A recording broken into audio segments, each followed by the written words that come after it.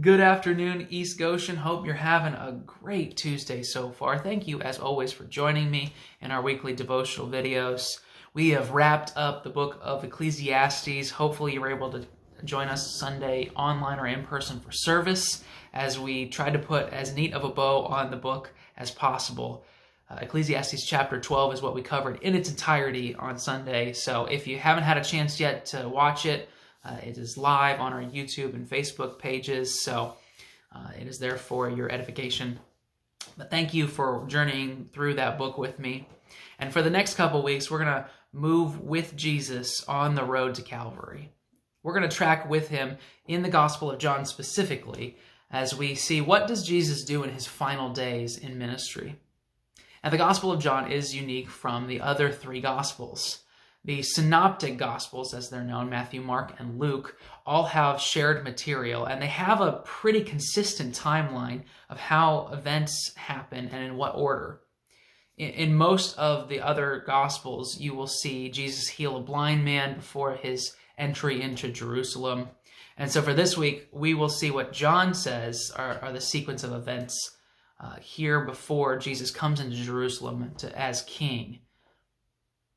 That's what we'll be covering on Sunday, John chapter 12, verses 12 through 19. So we're going to read John chapter 11 this week, John chapter 11 and 12 leading up to the verses for Sunday. So 11:1 to 12:11 is our span of text for this week. So take your time, work your way through it. There are things that I'm not going to be able to cover in these videos. We're just going to have a couple quick reflections as we talk about what is Jesus doing here and why does the author of the gospel want us to focus on this specific event before Jesus comes into Jerusalem to be proclaimed as king. All right, so John chapter 11. I'm going to focus on verse 25, which is a well-known passage. It is John chapter 11, verse 25 says, Jesus said to her, I am the resurrection and the life. The one who believes in me will live even though they die. 26, and whoever lives by believing in me will never die. Do you believe this? So Jesus here is addressing Martha, the brother of Lazarus. Lazarus is one of the closest friends that Jesus has on this earth. And Jesus learns of his illness and his eventual passing, but strangely he waits. See, he's east of the Jordan River. He's in the Jordan River Valley, just beyond the place where he was baptized by John the Baptizer at the beginning of the gospel. And so Jesus waits strangely for 3 days. It's not a far trip. I mean, it's only a matter of miles in order for him to get to the town of Bethany where Lazarus lived.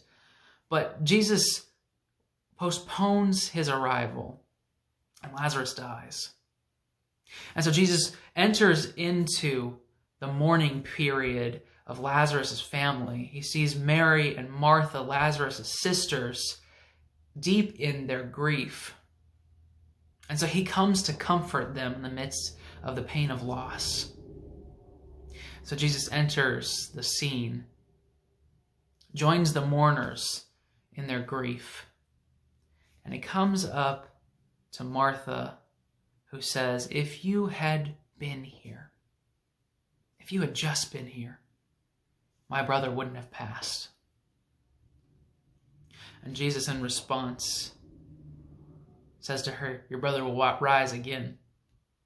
Martha, not understanding what Jesus is trying to accomplish here in the next span of minutes, says, Lord, I know that he'll rise on the last day. I believe in the resurrection that will happen when God comes to judge. And Jesus says, no, I am the resurrection and the life. Even though someone dies, still they live. And so Jesus pushes her on her belief in the resurrection, says, do you believe in the resurrection? Even if the resurrection means believing in me as a person. And so Jesus then comes to the tomb. We've heard the story before. He raises Lazarus from the dead. he calls him out of his grave clothes into a renewed life. A life marked by the miracle of resurrection. A resurrection that anticipates Jesus' own resurrection just days later after he is crucified on the cross.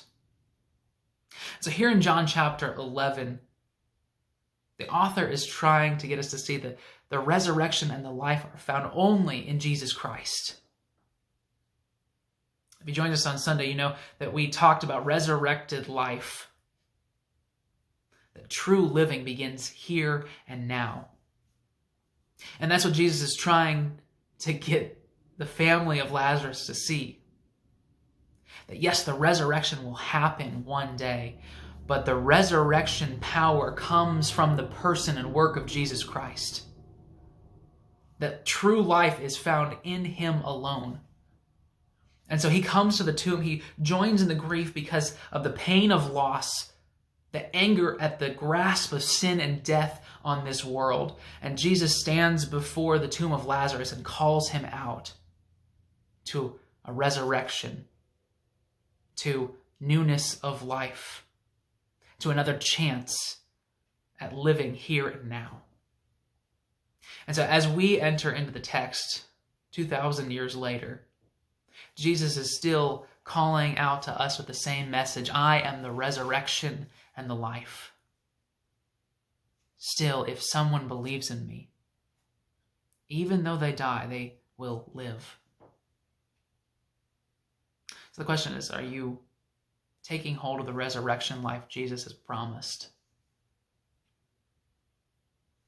If Jesus is the resurrection, if Jesus is the life, then all of our hope, all of our trust, all of our expectations ought to be placed in him and what he has done and continues to do in this world. So for today, reflect on Jesus being the source of life, being the source of resurrection, and a newness, a raised life is available here and now. How are you placing your hope in Jesus today? How are you placing your trust in his work and in his life-giving ability here and now?